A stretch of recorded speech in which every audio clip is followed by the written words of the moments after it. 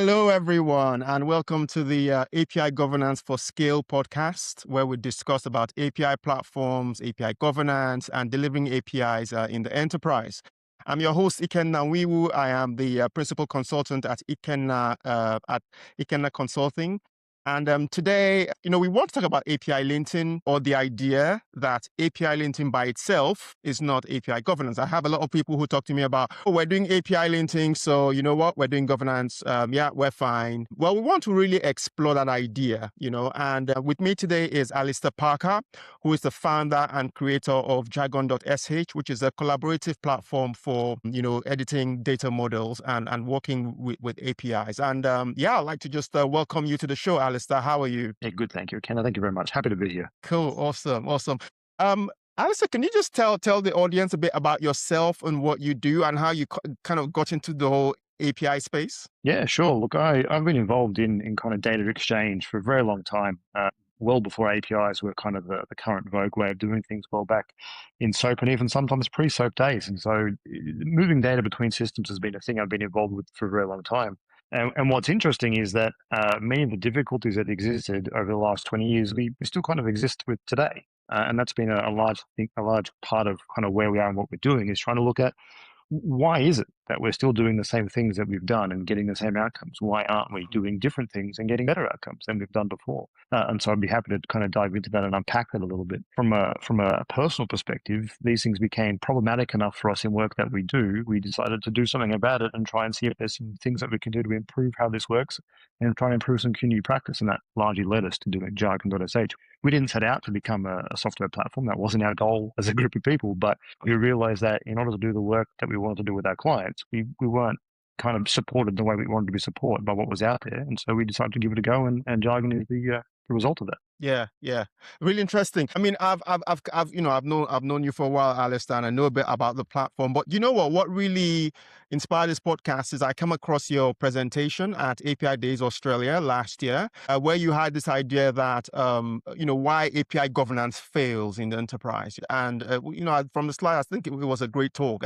Just for the audience, can you just give us some ideas of why you think API governance kind of fails really in the enterprise? Yeah, it's obviously a loaded kind of clickbaity title, but I think there is some reality there that's worth talking about. And so in the work that we do with customers, and I've got to preface this that when I say customers, we work with large organizations and large enterprises, people who do large amounts of data exchange between them and other large organizations. And so many of these problems that I'm talking about are somewhat specific to the work we've seen in those spaces, but I have a feeling that they probably apply at all levels of the scale across any number of organizations. But I think the big thing that we observed in doing work was that there's a lot of focus on API governance, but when you look at it a little bit more detail, what that really means is the API consumption side of governance. We care a lot about security practices. We care a lot about monitoring. We care a lot about API gateways. And I don't want to stress for a second that that's not what we should do. We should care about those things quite a lot. They're very important concerns and considerations. But by caring about those things to the extent that we care about them, we tend to starve other things of oxygen. And we don't really focus on the production side of these things. And I think when we look at where governance goes wrong, it's rarely because our gateway fell over. It's rarely because we haven't got our security monitoring set up. That they have problems and they have failure modes, and we know what those are. But I wouldn't really classify them as governance problems. Governance problems are more that we built an API and then we lost track of it. We didn't really focus on what it did, and so we built a different API. And so now we've got two APIs. And so you have this kind of API scroll concept. And so from our little corner of the world, we focus a lot on looking at the production side of API governance rather than the consumption side of API governance. And so in the talk, I focused quite a lot on this argument and this battle. I don't think it's meant to be a battle, but it always comes out as being a battle between production and consumption about how we focus so much of our efforts and our attention on scaling to have a million users, which is good, but we don't focus on what the API does. We focus a lot on picking one of kind of 10 or 15 API gateways, but those API gateways in and of themselves don't really provide much business differentiation to me versus my competitors. Whereas design of APIs, the way I evolve them over time, the way I describe them to my customers is what gives me business benefit. Certainly no one comes to my customers because they use gateway number one or gateway number two. They come to them because they like the business value that they're providing to them. And so by focusing so much on the governing side of production, sort of consumption of APIs, and not focusing very much on how they're produced and how they're governed, that's where we see the failures happen around the business outcomes, not necessarily the platform failures. And it's a bit unfair and crass of me to say so, but in our view, a lot of the work and effort around governing of platforms is more about risk mitigation. We're doing this because we don't want to be embarrassed. We're doing this because we don't want it to fall over from production. We're doing this because we don't want to leak customer data. Again, all things that we care about and we want to make sure we keep doing, but there's more to it than that. And if we only Yeah. focus on those things and ignore everything else, we tend to miss the valuable things, the things that actually give us business differentiation, that make us be successful businesses and have customers want to come and consume our products. Yeah, that's really interesting, Alistair. Really interesting because yeah, I see that pattern as well. There's a lot of focus on those kind of technologies, or technology solutions, and a bit sometimes driven by those technology solutions instead of actually thinking of the API, as a product, what's the value it's delivering, how we make sure, delivering that great experience and that great value to the consumer of the API. But tell me a bit, Alistair, because I like to explore this more. Like, why do you think? Because what you're talking about is almost like either some sort of cultural thing in the organization, or either they need some guidance on like how to build APIs right? Like Yeah, what do you think? Obviously, there's a kind of systemic issues here. What do you think makes people or organizations focus more on those kind of what you call the consumption side, the API gateways, the security side, and all those, rather than the value side, the value proposition of the API? yeah. So we've done a lot of thinking about this as well, and I'm going to give you my honest, heartfelt answer, which is probably a bit unfair. I think we focus a lot on the consumption side because it's easier. It's much easier to go and spend $1 million on a piece of platform than it is to actually examine the root challenging things within my business and with my organization. It's much easier to say, just throw some money at the problem and the problem kind of goes away. Again, that's not fair, but I think that kind of lends a lot to why we are where we are. It's in a world where if you are spending millions of dollars on something, then that comes with a variety of organizational controls. And those controls take time and those controls take effort. And so naturally, we start starving the things that don't cost millions of dollars. And so there's just an element of, because it's expensive, and rightly so, they do a very important job, but because they're expensive, they consume a lot more time. So things that are typically free or just people time, we don't necessarily focus on so very much. And so I think it's inescapable that because of the quantum of money we're spending, it takes up a large amount of time. And if we're not spending an equivalent amount of money on other areas, and I'm not suggesting we should, but if we're not, it's easy to see why the focus goes to where the money gets spent, because we're all meaningful sized organizations. We've all got appropriate controls and balances and governance about how we spend our money. We want to make sure we get good value from that money. And so there's a lot of focus spent on doing that. But equally, as I said, I think it is somewhat easy to do that. It's easy to say, great, let's go and buy an API gateway. Let's do all the platform work required to get it set up. They're things that we know. They're things that we know we need to do. They're things that if you went and Googled, how do I run an API program? Those things would be there. Things that are less talked about and less described are, how do you make sure you're exposing business value? What are you doing about actually making sure that the things that you produce, the APIs that you run, are actually doing something worthwhile for you as an organization and for you as your customers or your consumers? I think you're right. I think it falls down to a variety of things. Money is unescapable. I think that is a large chunk of why we focus so much on these things. But I think equally, because they're very expensive, they're very visible, they're very obvious. Things that are less obvious are things like enterprise consistency and making sure that, do we have one common definition of address, for argument's sake, across all of our channels, across all of our exchanges? Do we make sure that we can use that common definition of address to do things like match customers with one another? Those things are far less obvious than big, heavyweight platforms. And again, it's not just one platform. We've got platforms for gateways, we've got platforms for Yeah. monitoring, we've got platforms for security, we've got any number of platforms. And so they're all quite large, expensive things.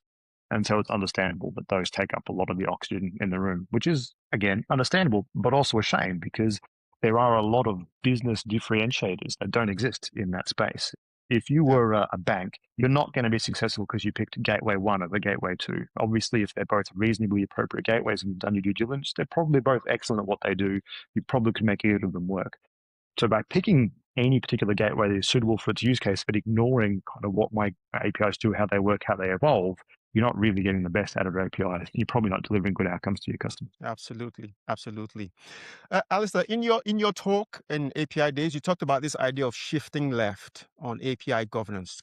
Could you tell us a bit about that more and what you mean by that? Yeah, so shifting left is a movement, I guess, in the moment across a variety of IT disciplines, largely stemming from the fact that we all exist in a value chain nowadays. There's someone in front of us who pushes stuff to us that we improve, and then we push it further down. Shifting left is all talking about what can we do to push some of the value further up the chain, so that way I can rely on good quality things coming to me, so I can do my work and move it further down. I don't want to deal with problems that really should have been figured out earlier up the track. And so how that applies to APIs, especially in the talk that we were talking about, is predominantly things that we think are governance related, things that we should have figured out before we got there. And so as an example, if I'm being asked to design an API that talks about customer information, it really shouldn't be my job when I'm designing the API to go and harmonize customers across enterprise. That's really an upstream thing that I shouldn't have to worry about or concern about.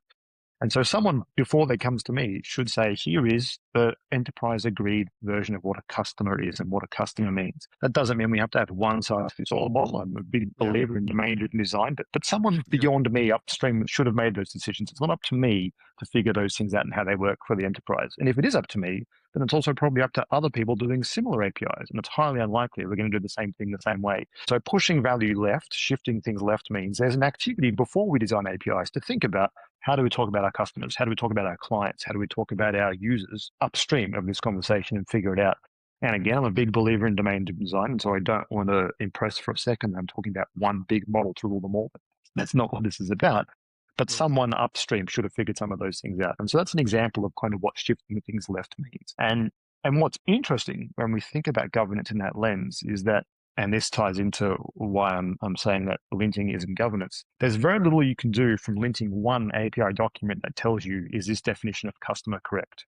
How many definitions of customers do I have? Does someone else have a competing but slightly different definition of customer? These things you can't figure out yes or no by looking at one particular API document.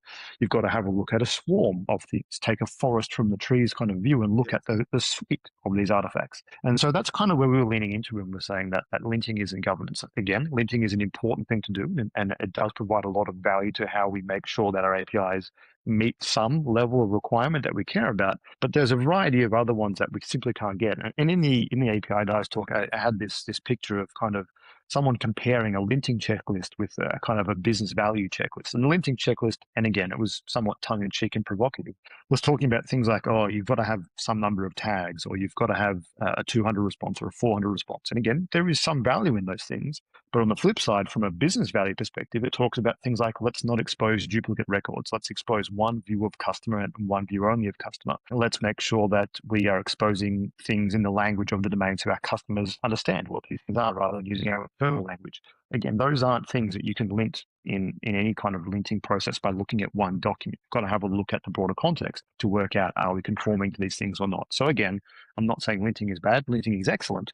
But I think there are constraints and limits to what can be done by looking at one API document in isolation at a time. And so that's kind of where we got to by thinking about what does this mean in correlation of shifting left. And so we want to make sure that by the time I am running linting on my API design document, someone upstream of me has already figured some of those things out, or some process has figured out that we've already got some of these design things nailed down and these governance things nailed down, so that I can genuinely lint the things that I should be linting for, and not expecting it's some sort of panacea or Hail Mary that solves all problems for me and call it governance, because it's not. There are things you simply cannot govern by looking at one document at a time or one design at a time. You've got to look at a suite in the broader context of what your enterprise is aiming to do and what decisions they've made. Yeah, absolutely. Absolutely. In my book, I write about linting, breaking chain checks, all these automated checks, whether I'm using Spectral or Vacuum and all those kind of things.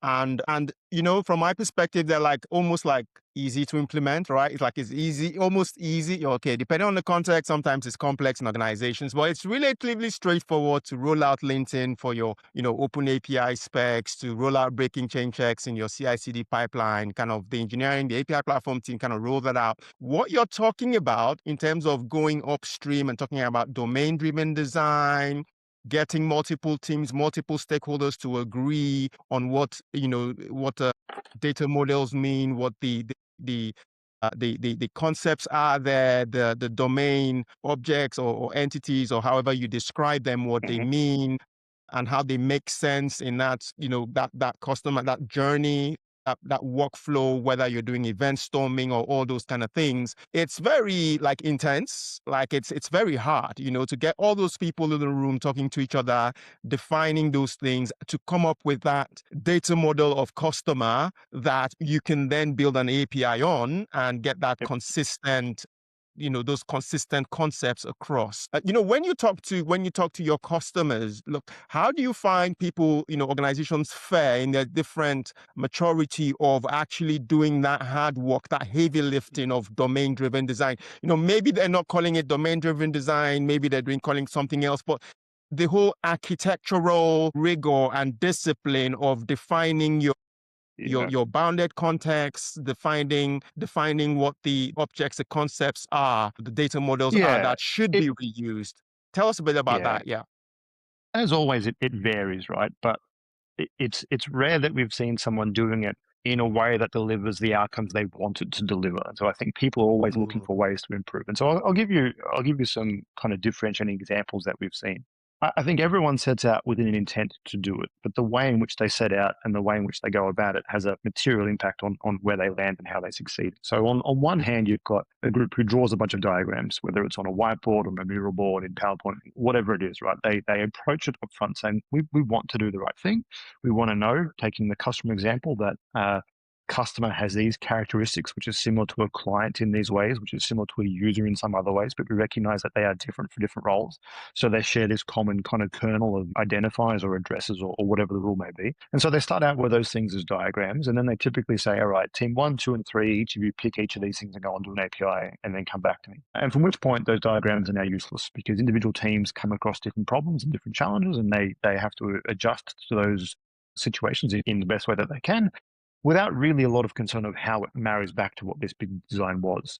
And so individually, each of those teams and those teams' APIs work quite well, but at an enterprise level, we start seeing silos creep in and we start seeing discordance creep in where we can no longer get a single view of customer because we've diverged from what this customer meant. And so client information can't be married up to user information, can't be married up to customer information because they're different. And so that's one world where starting with kind of all the best intentions, starting with design, you lose some of that consistency because we change kind of mental model about how we talk about these things from an enterprise design to individual teams building design and APIs.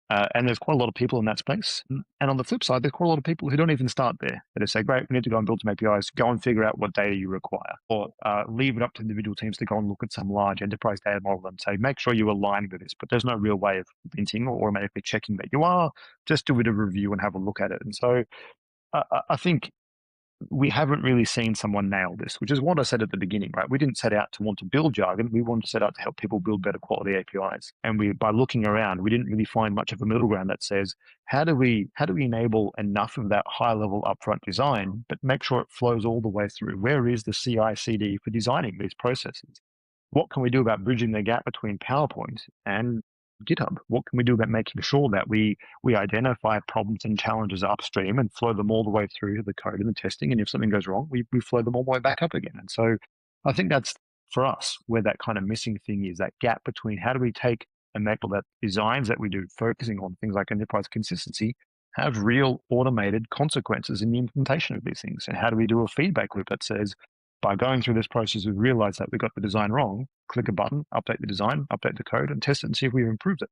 That's the kind of missing feedback loop that we weren't able to see, we weren't able to identify. And so obviously it's not going to work for everyone. There are still people who want to go off and just hammer one of these things out by hand and do the best that they can. But we're trying to find an easy way for them to say, let's make it easier for you to get governance outcomes without having to have a big heavyweight process, whilst at the same time saying, if you are going to do a big heavyweight process, get some value from that process. Make sure that you are actually investing up front, shifting the value left, but in a way that you can draw upon that value later on, not just by doing diagrams, but designing things in a way that those designs are live and executable. And so that's kind of where we're seeing people at the moment. A lot of good intentions, but not a lot of necessarily automatable execution that kind of flows through that process. But similarly, a lot of people who just want to get on with it and do things quite quickly don't really have a lot of opportunity to push things further up and say, hey, can we have a conversation about my customer versus your client versus your user, and look for ways to get some enterprise consistency across those things. So that's kind of the two extremes that we've seen, and almost anything in between. But I think in all those circumstances, people want to do better. There is an identified failure mode. They don't necessarily know what it is. Things like API sprawl pop up as kind of terminology to describe some of these things, but I don't think that really reflects the problem. API sprawl is more about we've got no idea what APIs we've got.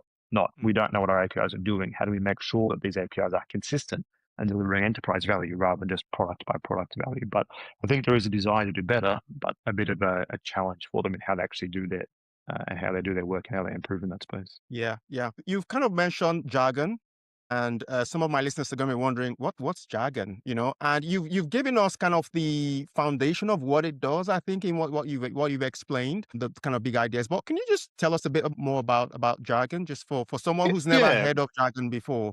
Yeah, yeah, and so without turning this into a sales process, I'll try and keep it as kind of technology agnostic, but intent driven as possible. For us, before we got into kind of consulting around API design, we were IT architects, and so we spent a lot of time thinking about systems and doing systems, as well as then building those systems. And so for us in our work, we identified quite a large disconnect between the types of activities that we do from a DevOps sense. And DevOps is quite good and quite mature and very cyclical feedback loops. But those things were often very, very disconnected from the architecture work that we did, the thinking and the designs. And so we'd go through this process of getting around whiteboards or talking to groups of people and figuring some of these things out. And then we'd stop that activity and then we'd go and start the DevOps activity. And we'd do DevOps for a while. And if we had to go back to the thinking activity, we'd stop the DevOps activity and go back and do the thinking activity. And so in our minds, we said, well, why is this divide? Why does DevOps start when we write code and when we start thinking about systems and how we start operating the systems? Why isn't there any work about how we think about these systems, how we design these systems, how we govern these systems? And so jargon for us is our realization of bringing those things closer together. What can we do about bringing some of the DevOps mentality and the DevOps rigor into how we think about these things and design these things? And that largely came about when we thought about where do we get these things wrong? It's not because we build the systems wrong. It's not because we operate them wrong. It's because we thought about them wrong, because we designed them wrong. It's because we diverged from where we were.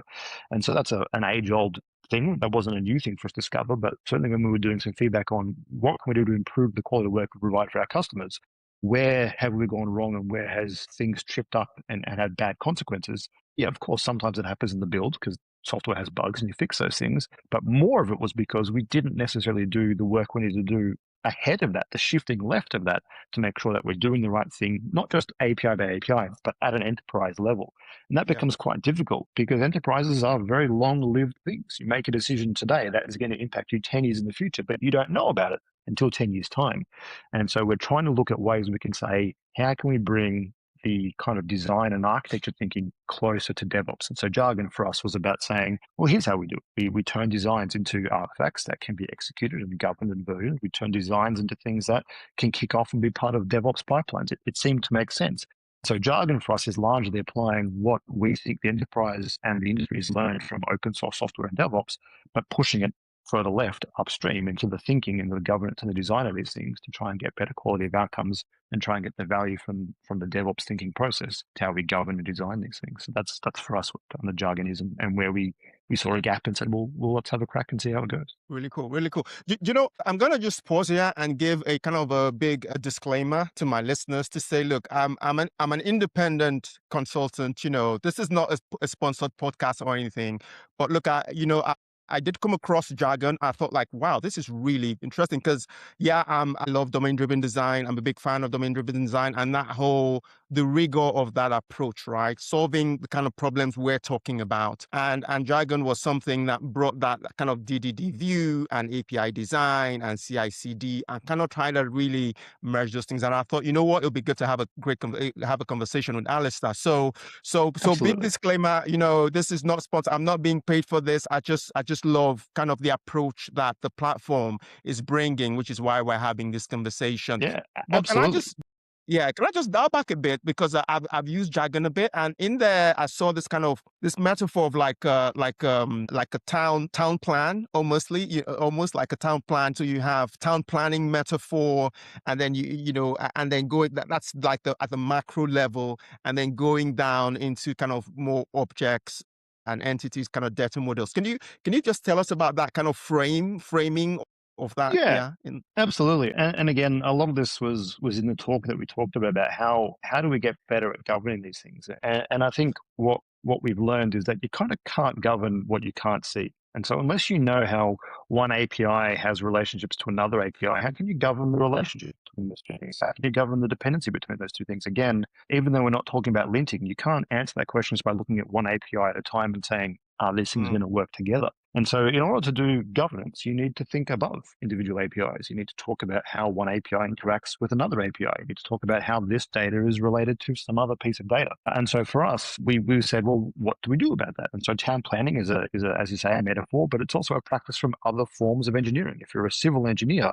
it's quite often that you've got a plan and you talk about, do I need a 4-lane road between this place and that place, or will a dirt road do? We think about these things as both individual chunks and in having individual lives on their own, but also the interrelationships between these things and how they work between one another. And so town planning for us is, as you say, a metaphor, but also a first class citizen where we say, how do we talk about more than one API? How do we talk about kind of suites of APIs, suites of domains and how they interact with each other? And a lot of that led then to thinking about, well, we need to make sure that APIs aren't just documents, whether it's a live document in some sort of API development portal or a PDF document or a Word document or however you describe it. They should be packages of information which should encapsulate a lot of things around how it works and what it does. And again, this is exactly what happens with open source software. If you look at a GitHub repo or an npm package, there's an awful lot more information than just here's the code or here's a binary. You learn an awful lot more about it. And so what can we do about saying let's add more of that information into APIs and data in ways that allow people to self-serve and make decisions and look at relationships and navigate those relationships. I should be able to click through and say, well, if this API depends on that data, I'm going to go look at that data. I want to work out what that depends on. And so town planning for us is a way of saying, how do we rise above looking at just one API in isolation? Like we said about linting, you can look and learn a lot from one API, but there are things that you can't learn by looking at one API. So let's go up a layer and look at a collection of these things and talk about that collection of things and figure out how they work and what they do. And again, as a consequence of that, we needed to have more information about these individual things to help people figure out what they do and how they work, what their dependencies are. And much like any other kind of DevOps platform or process, you should be able to have observability of those things. You should be able to look at these things and say, well, who is using that? When was it last changed? What breaking changes does it have? All the things that we expect day to day from our kind of DevOps platforms and pipelines, we don't have for how we design these things. And so town planning for us is a way of saying, how do we bring some of that rigor, some of that design process to thinking about suites of APIs? And again, if you're an enterprise, you care an awful lot more about suites of APIs than you do about individual APIs. Sure, if you're Netflix, you've got one yeah. API for streaming, and that's obviously your cash cow. But if you're a bank, you don't care about retail banking versus wholesale banking. You care about consistency across banking, across an enterprise, because you care about money laundering or you care about any number of things. And so by looking at the forest from the trees and having it be an activity that's not just on PowerPoint or a mural, you turn it into an artifact that you can play with, that you can put on front of your DevOps pipeline and have it live together with that process rather than being a standalone thing that, as I said before, you do and then you stop and you pick up something else and you keep going. You start having this disconnect. You don't feed back and kind of correct your designs as you go. Town planning for us is a way of saying, let's join those dots and have kind of the thinking and design be part of the DevOps process. Yeah, yeah. You mentioned that, we can't govern what we can see, and so, that seeing is important. Popular thing people say is, a picture is worth 1,000 words, isn't it? So, can you give us a screenshot? We've talked about this town plan and everything. What does it look like? Can Yeah, you share screen? Can you show us a bit of sure. jargon and this town planning in jargon Yeah, for the absolutely. listeners? People Let watching this me, on YouTube, maybe on the audio podcast, won't be able to see, but on YouTube, yeah. yep. So I've got, as everyone does, handily something prepared earlier. Let me share my screen and we can have a look at it. Hmm. That one. All right. So uh, this is what we think a town plan is. And so for us, a town plan is something that groups things together into different roles. So, and again, without going into the jargon is the only way to do this. For us, we want to say what other things on a town plan, and so each of these boxes or buildings is a domain, is an API, something that kind of describes information, and they've got metadata about them. We want to know, does this one have life cycles? Does this one have events that get thrown from it. What are the events? How do I consume those events? How do we layer and structure these things together? Which ones are Yeah. customer So just facing? just to interrupt, so in kind of DDD language, would that be like a bounded context for each of those Very much layers? so. Or We it's interesting you bring that up. We focus very much on DDD, but we found that DDD isn't necessarily practiced by the people who need to make these decisions. And so right. we try and use DDD language where it makes sense and where it kind of is hard around aggregates Mm, and entities and things like that. And we are deliberately a bit more vague on some DDD contexts, not because we disagree with them, because we found that the people who make the decisions around here who are really impacted by things like bounded context typically haven't got the familiarity or understanding with them. So mm, yes, absolutely. This would be things like a bounded context. We call them, again, town plans and domains because they're far more familiar terminology. We look at all of yeah. our large enterprise customers and they've got domain architect, someone who's responsible for retail banking, or a domain architect for wholesale banking. And so we tend to use that language and that terminology because it marries up to what they expect. But absolutely, these would be bounded contexts, and then we group and name those bounded contexts by their role or by their innate characteristics to kind of lay it out and group it. And so for us, town planning doesn't have to be really any more complicated than that. We care a lot more about how it kind of lives and works at scale. But if nothing else, we should be able to lay out what are our APIs and how do they work. And so for us, we can click on some of these APIs and see that they are linked together with one another, and we can then traverse those relationships and work out where they are and what they do. Similarly, we care a lot about the non-functional aspects of these things, about life cycles. Are all these things at the same level of maturity across an organization? Which ones are in progress? Which ones aren't in progress? Which ones have value haven't been taken up by other groups? And so it could be as simple as having an online mural board where you keep track of these things and have a look at it. And I suspect many organizations do. But for us, the difference is that we needed to go a bit more than just having a picture of these things. We wanted it to be an interactive process that's intimately tied to the design of how these things work and how they operate, rather than just being a standalone picture. So if you'll permit me, I'm happy to dive into kind of what each of these domains and APIs has a look and a feel to it, and about how we actually then Yeah. turn those into real things to help try and bring some life to some of the shift left governance kind of topics that we've been talking about, and seeing how there's an opportunity for not just linting on some of these things. Yeah, absolutely. Absolutely. Because, so it's great to see this view as an architect, this kind of town plan, but also from the dev I'm the dev, I'm designing an API, I need to do all those other things, linting, blah, blah, blah. Like yeah, tell us a bit more what that Yeah, looks yeah. like for So let's have a look. So we're looking at, like I said, this town plan view, and we're looking at a forest from the trees view. But if we kind of dive in, we can have a look at one of these things. And so if we have a look at the order domain, we can go and have a look about order. And so we can see that there's firstly a model that describes kind of what it looks like and how it Mm, works. And so we can start straight away to see the data in these things. And so I've got the editor for that open, and I've preloaded it with some design time problems that typically are invisible to how we govern APIs typically. And I'll go through them and we'll talk a little bit about how if all we do is lint individual documents at a time, it's very difficult, if not impossible, to kind of find some of these things. But I think what's interesting to talk about is that it's at this point when governance is typically the most invisible, when we're designing the API and when we're thinking about it and talking about it. And so, like I said, I've preloaded this with some deliberate problems, so we can talk a bit about how we can think about them from a governance perspective, and specifically about shifting them left. And so the first one here is that we've got some information about a customer, and we've got information about their address. We know, I know, humans know that if we're talking about sharing data with people and we're talking about things like addresses, well, there's a good chance that's got personal information about it. And so we should know, is this personal information that is private or is it public? Is it we are, as an enterprise, allowed to share, or do we need to lock down and control? And so we can have governance rules that say anytime anything looks like it might be personally identifying information, we need to come along and tell our company, our organization, what do we do with it? Is it public? Is it private?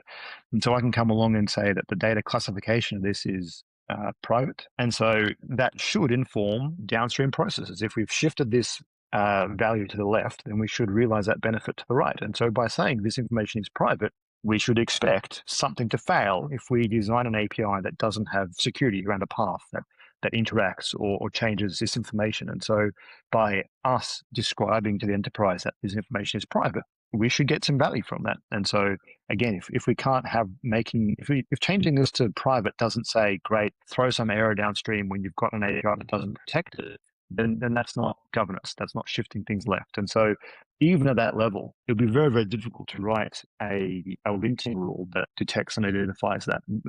Aside from the fact that you'd have to hard code into your linting rule all of the things that could possibly be personally identifying, you would then have to write a linting rule that can handle all the possible ways that information is structured in your API. If you've got a whole bunch of defs or refs, or even if you've got inline stuff, you'd have to write a linting rule that can handle all the possible permutations where this data could sit in any number one of your schemas or your responses to work out, does the API path talking to this thing have a security header or does it not have a security header? And so even if you could do it via linting, the difficulty would be intractable and you'd have to hard code into all your linting rules the things that you care about from a design perspective. And so there is a variety of things, again, that we simply can't look at one document and say, is this correct or not? You've got to look at the context of the organization. In that vein, there's another area here saying that, hey, customer's already been declared somewhere else across your organization. So you probably shouldn't make your own one. Or if you are going to make your own one, maybe subclass from some common thing instead. And so again, it's looking at how do we know that we're doing things the right way? How do we let people know when they're designing things? How do we give them guardrails to help them stay on the right track rather than telling them when they get to some design review 3 weeks later that, hey, we've already got a customer model and you haven't used it. What can we do up front to let them know that we do have a customer model? It looks like this. Go and have a look at all the ways that's being used. Have a look at all the different comments there are around why we've got it designed this way versus some other way and learn a little bit about why we've done it so you can make better choices as well. And so, again, a lot of it's about saying what can we do to bring the wider enterprise context into the design process to make sure that people designing these things have as much help and assistance as possible to do it the right way.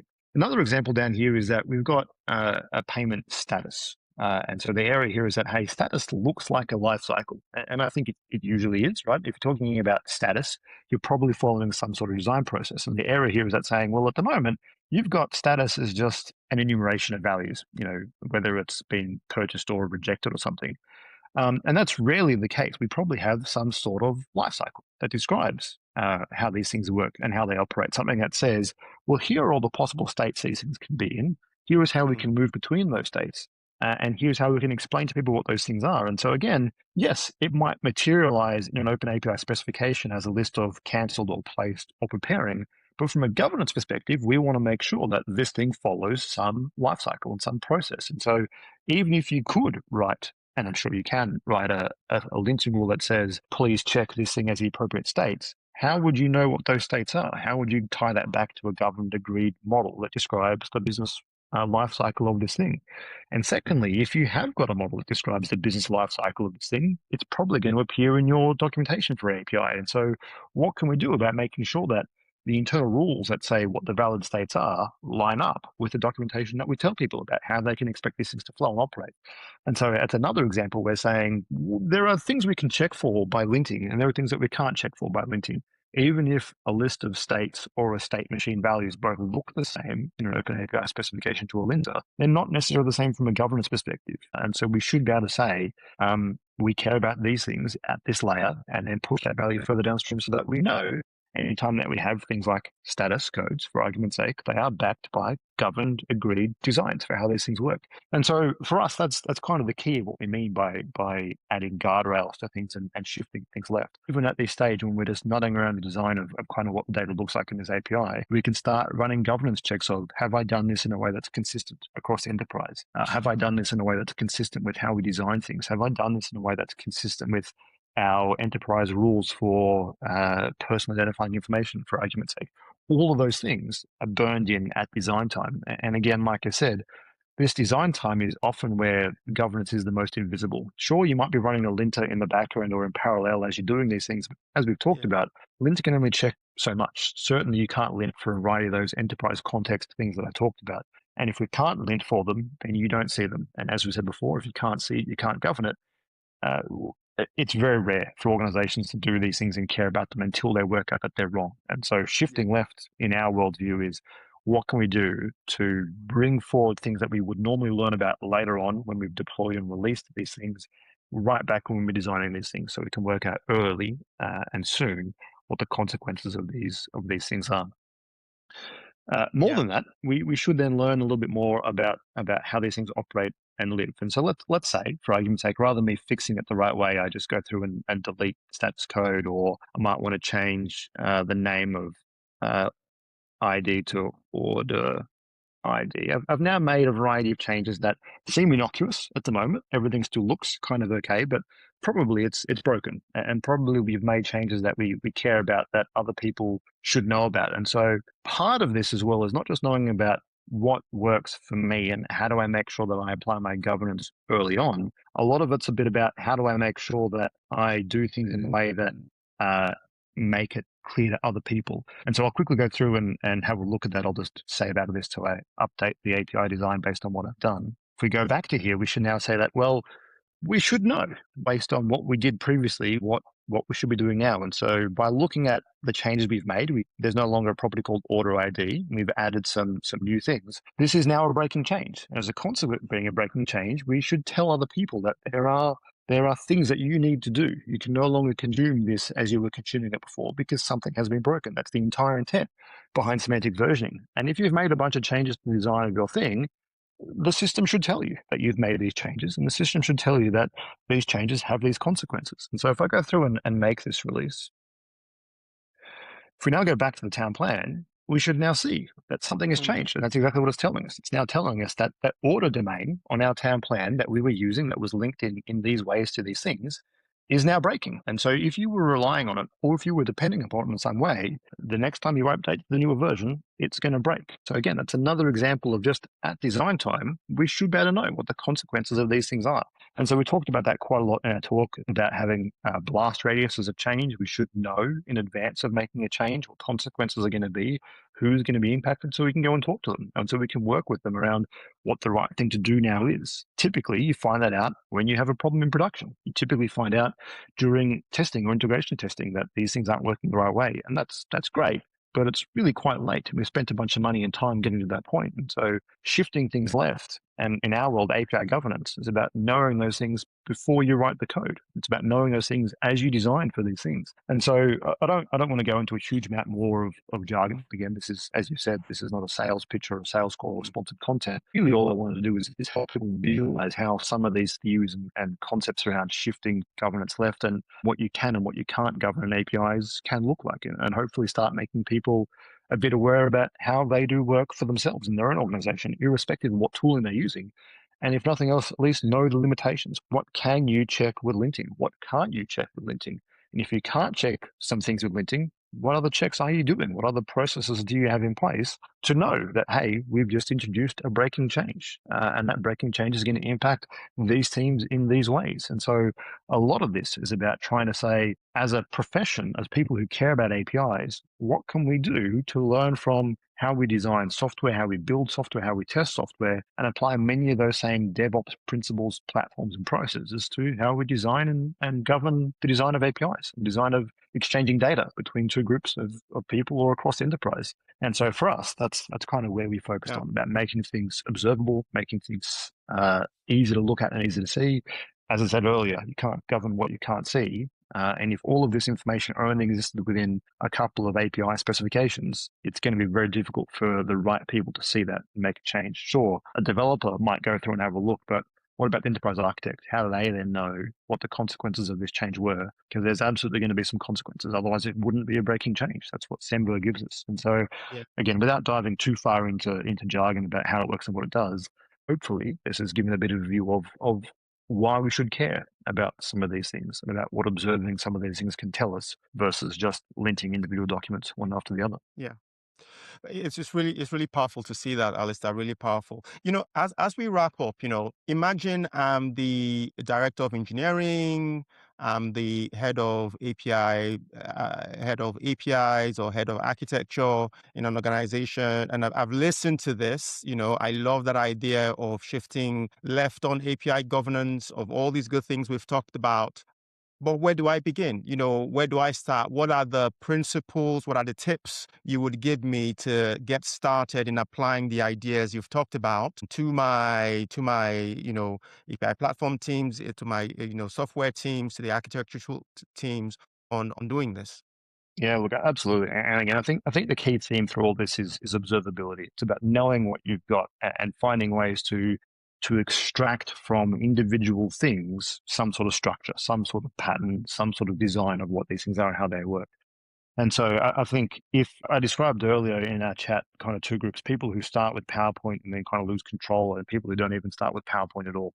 I think depending on who you are, you obviously have two different perspectives on how to approach this. If you start with PowerPoint, you clearly care about these things at an enterprise level. You probably find it difficult to flow that design and that value all the way through and down. I think for them, it's about saying, what can we do to make sure that we bring that PowerPoint, those diagrams closer to the teams? How do we make sure that we keep those things in sync and up to date? Yes, you're quite right. A picture is worth 1,000 words, but if it's wrong, it's not worth very much at all. In fact, it can be hurtful and harmful if it's wrong. And so if you are going to draw diagrams, make sure you get value out of those diagrams. Make sure you get the value that you've invested into that time of doing it. It doesn't have to be heavyweight. We're not talking about go and do incredibly detailed model-driven architecture or UML design for these things. If that's what you want to do, great. If you don't want to do that, also great. But if you're going to invest time doing some sort of design, get the value from that design. And so find ways to bring those things close together. Find ways to go and check, is this still what the design was? And again, you can't just rely on linting. You can't run a linting check that says, is my API in alignment with this PowerPoint presentation? That's not how it all works, unfortunately. So you've got to do something else. And so if you've got to go and check, if you've got to put things in your calendar every couple of weeks to go and do a difference check or a gap analysis between what we designed, then that's what you've got to go and do. Find some way to make sure that you can bring your designs into the DevOps process, because DevOps is going to leave you behind. At the end of the day, they're going to do a lot of work and a lot of value. They're going to release to production, and now it's too late. Once it's in production, you don't go back, right? You don't take things away from people. And so you've got to make sure that you get in front of that process. And if it has gone to production, what can you do about dealing with the consequences of what we've done and where we've been? And so you've got to bring the design to DevOps. DevOps isn't going to go to you. They're going to keep doing their work and adding value to the organization, even if it doesn't add value to the entire organization. So you've got to meet them where they are. If you're in the other category of we're too focused on individual platforms and individual channels to worry about the enterprise, you've got to start worrying about the enterprise. Sooner or later, it's going to bite you. Like I said earlier on, you're probably making decisions now that are going to bite you 5, 10, 15 years down the track. You may not even think it's going to be a problem down the track. But things change quite rapidly in business, enabled by technology. Things that we didn't realize were going to be possible are now becoming quite possible. And if you've got a whole bunch of lines of business that aren't aligned and aren't joined up and can't be joined up because we've made deliberate decisions or we've made deliberate omissions that mean they can't be joined up, that's going to become a problem for you. So what can you do about trying to extract from these individual APIs some enterprise design and looking at these things and again, starting to do some gap analysis? Again, I think a lot of it is around observability. You've got to find some ways to see what these things are. Sure, you might not have an automated process that says, as I'm designing these things, I'm breaking these rules, or what are the consequences of me changing that? That's cool. You've got to find some way to supplement that. You certainly can't just say, I run linting, so everything's okay. That's not the outcome. And hopefully, through some of this conversation, we've given some examples of why linting isn't governance and what governance starts to look like in these spaces. And so, if I was a technology leader coming across this for the first time, saying, "Hey, my teams are telling you we're doing governance," I'd like to think that they're saying, "Well, maybe there's more to this than my teams are telling me." Well, the teams are lying. The teams are governing within their worldview of scope of what they're looking at, but there's more to it than that. And so you should go and see, go and check. What are we looking? What are we checking? And if we're not checking these things in governance, how are we checking these things? And I suspect for a great number of your listeners, they're probably not checking these things. And it's not doom and gloom, right? This is not the enterprise is going to fail tomorrow, but it does mean there are some things you'd probably start having a look at to make sure they are observable so you can make better decisions around this information. Yeah. Yeah. Thanks, Alistair. It's been great just getting this, getting your view on this and seeing this all come together, with both the principles and seeing this in practice as Yeah, you've shown us. If my listeners wanted to find out more about you, kind of what you do, or maybe about Jargon, where would you ask them to go? Yeah, look, the best place to go and have a look at is jargon.sh. There's an awful lot of documentation there. There's links to a whole bunch of articles that we write around doing these things. There are links that you can find to the API Days presentation on how do we shift things left. And so aside from being a platform that we run, we are genuinely trying to improve practice for these things and make it easier for people. So jargon.sh is the best place to find information about this kind of stuff. Otherwise, if you're interested in me specifically, I'm on LinkedIn. I write a lot of articles around governance, around APIs, around data governance, because I think these things need to be a lot closer together than they currently are. And so I'm findable if you want to find me. But otherwise, jargon.sh is the best place to start for looking at our view on how some of these things can be handled. And like we showed in the demo, it's filled with lots of interesting visuals to help you think for yourself. How do I do this for myself in my organization? What aren't I doing? Whether you use jargon or not use jargon, I hope there's something there that helps people guide some decisions around finding better ways to govern these things, rather than just focusing all the money and all the attention on the big platforms. Cool. Thank you very much, Alistair. It's been great. It's been absolutely great and enlightening talking to you. And I look forward to seeing you again soon somewhere, maybe in some API Days conference or something like that somewhere. Okay, thank you. Fantastic. Thanks for having me, Ken. Thank you very much. Bye.